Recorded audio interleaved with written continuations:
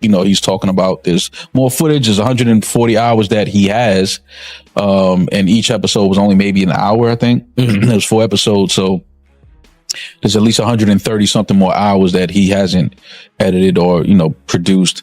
For some reason, Diddy, around the time of his arrest, thought, I know what I'm going to do. I'm going to be exonerated later, so I'm going to film all this, and then I can use it in my big comeback later when I'm not in jail. Didn't work out the way he thought, and it turns out he went to jail for a few years. All right, he didn't get the full amount, but he still got a few years. And 50 Cent somehow managed to pay for the footage off of the videographer. Probably Diddy's worst nightmare, this. It's got to be up there. Now, we're going to get into what's in the actual documentary, and hell, it's something. Anything that surprised you from that footage? The footage, well, I mean, it was really interesting to see his last days of freedom, and what was sort of important to him. Obviously, there's phone calls with his attorneys, with his team. It was very interesting to watch a man who's known for his brand presence. He has a really amazing knack for marketing and all of that, and how he was sort of taking that into account and how he was coming off to the public, in the days leading up to his arrest and indictment. Like 3 or 4 pictures in the documentary that I've seen of myself. Some people say they saw more, but I know three different times where I was certain places and you could actually see me in the documentary, and that's the only. When Netflix dropped Sean Combs, The Reckoning, audiences felt uneasy almost from the start. The subject was dark. The accusations were damning. The sequence of events was deeply troubling. Yet something lingered beneath the surface, not a lack of evidence but an absence of emotion, not a shortage of claims but a lack of genuine reaction. The documentary felt deliberately constructed, carefully trimmed, and strangely gentle in places it shouldn't have been. That's when whispers about hidden footage began spreading. Sources close to the production claim the filmmakers had access to significantly more material than what audiences ever saw. Footage that didn't simply document what occurred, but caught Diddy's raw response as his world began fracturing around him. This wasn't dusty archive material. It was captured just days before his arrest in 2024, at the height of mounting pressure. What makes this even more striking is who stood behind the project. 50 Cent, a long-standing adversary with no history of holding his tongue, and Gene Deal, a man who spent years at Diddy's side. That combination alone invited suspicion. Then came the legal threats after the documentary aired, and suddenly it was obvious something far bigger was in motion. Netflix insists every piece of footage was acquired through proper channels. Diddy's camp claims private recordings were stolen. 50 Cent suggests there is still plenty the public hasn't seen. And Gene Deal maintains this barely scratches the surface. The real question, then, is straightforward. What did Netflix deliberately leave out, and why? Diddy, around the time of his arrest, thought, I know what I'm going to do. I'm going to be exonerated later, so I'm going to film all this, and then I can use it in my big comeback later when I'm not in jail. Didn't work out the way he thought, and it turns out he went to jail for a few years. All right, he didn't get the full amount, but he still got a few years. And 50 Cent somehow managed to pay for the footage off of the videographer. Probably Diddy's worst nightmare, this. It's got to be up there. Now, we're going to get into what's in the actual documentary, and hell. We need the core theme to be, you didn't do anything wrong. You didn't do anything wrong on any front. By the way, these conversations, the lawyer had no idea he was recording them. So when the lawyer's like, yeah, we need everyone to believe you did nothing wrong, it kind of takes away from when the lawyer is out in public saying, yeah, my client is completely innocent. And now he showed the behind the scenes where he clearly didn't think he was very innocent. So not Diddy's smartest move. However, throughout this journey, you'll see he makes a lot of crazy decisions. I don't think it's working. I listened. I've been a superb client, as you said. I jumped on the plane. I'm coming to New York, but I'm just running around waiting for a shoe to drop. He's shitting himself right now, in case you can't tell, and he really doesn't look good. It's the middle of September, and there's still no indictment. Bro, then you have to have a spokesman. You have to have some sort of comms to constantly be pushing that, Mark. Because you may just be the person that you just may watch CNN. You know what I'm saying? And there's 9 billion people in the world, and 7 billion of them is on Instagram. and TikTok. He's basically trying to get control of the narrative. That's what he's really worried about. He wants public perception to be, this was all bullshit. Unfortunately for him, we'd all seen the CCTV of him beating the shit out of Cassie. So, like, we know you're not a good guy, man. That's out there. A statement from your solicitor is really not going to change that. We have to find somebody that'll work with us, whether they from this country or from another country.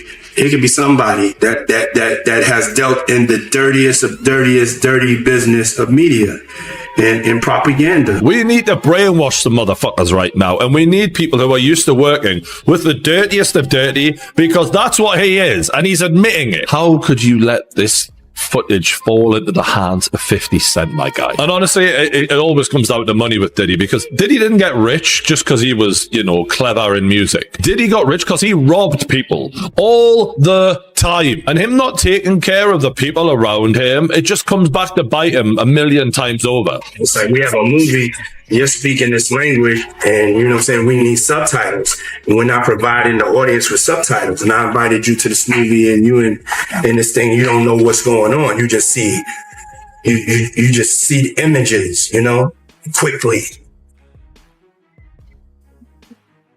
Now it has a whole life of its own. I gotta say, this whole doc was edited well. When you just see the pictures and they cut to the CCTV.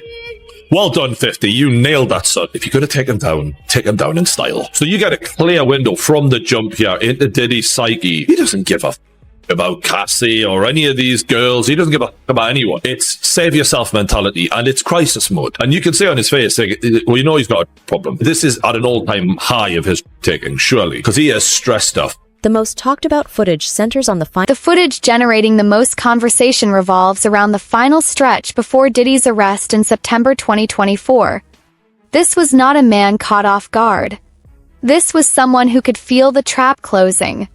Cameras reportedly shadowed him through meetings, phone calls, and unguarded private moments never designed for public consumption. One particular clip, now spoken about widely, shows Diddy inside a hotel room, phone on speaker, deep in conversation with his lead attorney. His tone is measured, almost eerily calm, but his words land hard. He openly acknowledges they are losing. Not struggling. Not stalling. Losing. That single admission reframed everything. People in positions of immense power rarely speak that plainly unless their options have nearly vanished. According to reports, the conversation then pivots away from legal defense entirely and moves toward image control. Discussions about steering public perception, managing damaging narratives, and reaching out to figures experienced in the murkiest depths of media spin. This explains why Diddy's legal team came back so forcefully. They argue these were privileged strategy conversations, completely off limits for public release. They say the footage violates a clear boundary. Netflix disagrees. So does 50 Cent. What makes this material truly disturbing is not only what was said, but when it was said, before the arrest, before the courtroom, before the cameras of the world were watching officially. Captures something unfiltered. The moment a powerful man realizes that wealth, influence, and carefully maintained silence may no longer be enough to save him. And once people learn this footage exists, it becomes nearly impossible to accept what aired as the complete picture. Among the lingering mysteries is how this material escaped Diddy's grip at all. Reports indicate he had been producing his own personal documentary, filming himself extensively, preserving his own version of events, possibly for future use or as a shield for his reputation. protect his image. 50, how'd you get it, and what does that scene show? Well, I mean, you know, you're a journalist, Harvey. Harvey, you would not disclose your sources. We usually don't. Yeah, but I got it. Yeah. What he said. and what do you think it conveys? Because we see someone trying to pull the strings and talking about, he would say affecting, others would say manipulating the public views of the allegations. I think that, you know, one big theme of the series is to go behind the scenes to really understand how brilliant you could say Sean Combs is at marketing, at owning his narrative, controlling the narrative at all times. And so why would that stop, you know, when his life is on the line? So I think that, you know, on its face, that's what it is. But as you get deeper in the film, you start to realize, you know, perhaps how some of these, these tactics, how they really came to present themselves, during the trial. You show that his abilities, his early rise. Right. Alexandra, you also give time to victims of the alleged abuse. Some of the cases are in different procedural postures. And you show victims who were women and men. Why is that important? Because, victims of sexual assault, sexual violence, gender should not be a part of that conversation. When you are a victim, you are a victim. And I think that, this series was a platform in a way for these alleged victims to come forward, give their truth, put context to their situations when so much of it was ripped out, and we just the world was going for the salacious headlines, and they really had the time to tell their story. Yeah, and the film takes us way behind the PR or propaganda machine. You see Diddy the day he's finding out about new suits against him while he's in New York preparing for a possible criminal arrest. Though it was never stated openly, Though it was never announced publicly, Diddy's personal project quietly fell apart behind closed doors. Contracts were never finalized. Payments stopped coming. Trust dissolved. And when trust disappears, footage transforms into currency. Sources allege that the videographers, legally exposed and fed up with broken promises, eventually sold the material. That is reportedly where 50 Cent's production team stepped in. 50 Cent has never confirmed the specifics, but he has never dismissed them either. Instead, he let the tension simmer. Cryptic posts, dark humor, loaded hints suggesting he had witnessed things others hadn't. None of it was careless. It was calculated pressure, psychological, and deliberate. Netflix continued standing behind its position that everything was obtained lawfully. But legality doesn't erase unease, particularly when the material shows a once untouchable figure coming undone in real time. Once the footage changed hands, so did the power. Control no longer belonged to him. The ability to shape his own story had passed to others. And in that shift, a man who once commanded entire rooms found himself unable to manage his own image. That collapse of control is precisely what makes the unreleased footage so threatening. 50 didn't have the power to do anything, but they using his name to push the whole documentary. And that's what it was about. So that's why you don't see a cameo other than the pictures they used of me on the film in the documentary. I got 3 or 4 pictures in the documentary that I've seen of myself. Some people say they saw more, but I know three different times where I was certain places that you could actually see me in the documentary, and that's the only thing you're going to get. But the stories that they told in the documentary, bruh, come on. They could have went a whole lot deeper. They could have did a whole lot more. So I ain't in the documentary because that lady that was the director, I think, what's her name? Alex, Alex Steak. You know her name, Mighty? Yo, Mighty, just give me 1 second. Give me 1 second. I'm gonna look this up, all right? Okay. Her name is Alex Stapleton. The director that I spoke to was Alex Stapleton. She was the one told me that she was the director, she was the producer, whatever, this, that, and the third, the whole 9 yards. And she was talking mad greasy to me.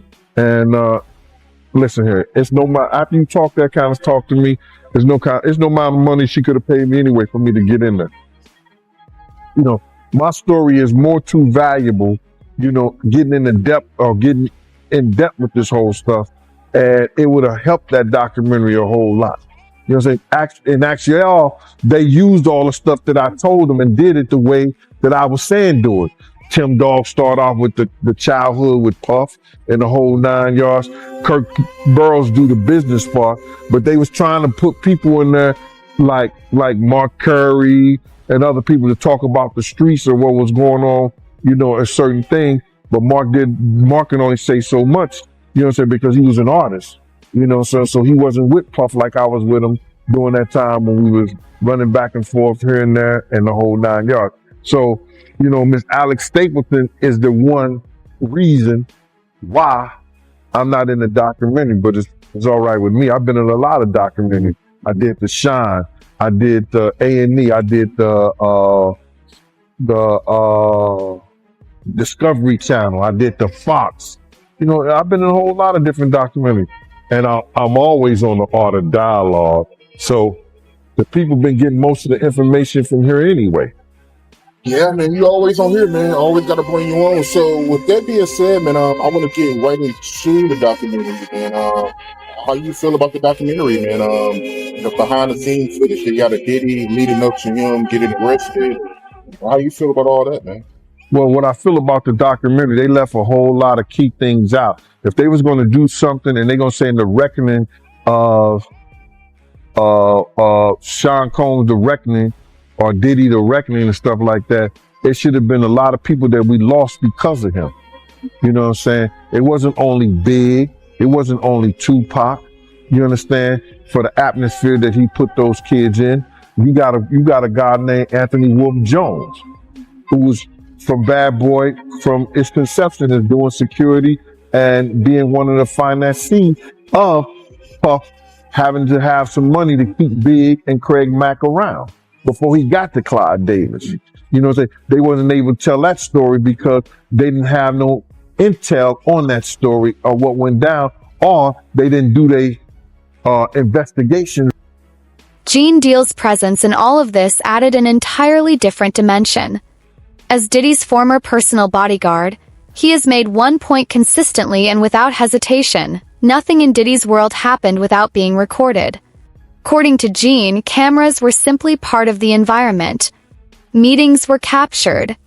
Gatherings were documented. Even situations designed to feel intimate often weren't. This wasn't about security or nostalgia. It was about leverage. Gene has suggested that Diddy viewed documentation as a form of armor, proof of consent, proof of presence, proof of dominance. But recorded evidence is a double-edged weapon. Once it exists, it survives beyond loyalty. When Gene Deal spoke about footage that has never been released, he didn't appear rattled. He seemed composed, almost unsurprised, as though he had quietly been anticipating this moment for some time. He didn't sound shocked. He sounded unsurprised, almost calm, as if he had been waiting for this moment all along. Everybody want to say that 50 Cent did the whole documentary. He was responsible for doing the whole documentary, what goes in there and what goes out of there. And I don't believe that. And I don't believe that he's responsible for everything that goes in there. I don't believe he's responsible for everything that goes out of there. Guys want to say that he's snitching, you know what I'm saying, because he's telling his truth about what went down and what he saw or what he heard or whatever like that. I don't know how to love my enemy. And if I gotta put out the truth about something that he was doing and it's wrong, and that was wrong, I don't have no problem with that shit. Not a problem at all. Keep doing it. Maybe enough men come out and speak out on some bullshit. You know what I mean? Yeah, and they're saying that Diddy's family is preparing $1 billion lawsuit over this documentary. I think they dropped it already. I don't think they ain't gonna have a chance, because before you put something out like that, they're gonna dot their I's and cross their T's. They're gonna make sure everything is in place. And if Puff had friends over there at Netflix, if it haven't came down, it showing there. If it haven't came down yet, they ain't got a leg to stand on. Yeah, you just made me think of something. I'm sure Netflix has 1 million lawyers, and I'm sure they had plenty of lawyers go over this thing to make sure it was airtight. Yes, sir. And they might probably even cut some stuff out that maybe they weren't even sure about. Just probably. Well, Gene, I appreciate you taking the time. Dope content as always. And I wish you luck, man. I know, man, you get on these interviews and they go crazy, man. Yeah, man, listen. A lot of people want to, come at me, and everybody want to find fault in 50, find fault in me, find fault in anybody who's speaking out against the evil that's been going on. But what about find fault from the person who did it? Find fault for the person who starved their artist. Find fault for the person who led an artist out there to lead to his death. Find fault in a person who set up the atmosphere for one of the greatest artists in hip hop to lose his life. You know what I'm saying? Find fault in a person that allegedly had a person sore in the middle of the night and they didn't want to be sore. Find fault in this individual who did all this crazy shit to people instead of find fault in the people who's talking about it and letting you know about it. Why do you think people defend Diddy? That's crazy, right? I used to really believe they really wanted to be in the Diddy party so bad. Implied that everything the public has been shown is selective, restrained, and that a much larger body of material exists that could fundamentally reshape how people view this entire situation. That carries real weight because Gene isn't offering outside speculation. He was embedded in it. He understood the mechanics. So when he says the cameras never truly stopped, it recontextualizes everything, suggesting the Netflix documentary isn't uncovering buried secrets so much as it is cracking open a door that was always there. And what lies behind it may be far more unsettling than anything shown.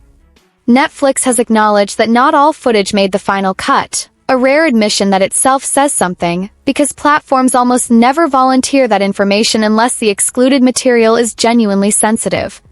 Reports indicate that hours of content were considered too legally and reputationally dangerous to air. Emotional collapses, financial panic, paranoia, reactions to mounting lawsuits, and conversations that dangerously blurred the boundary between personal distress and legal strategy.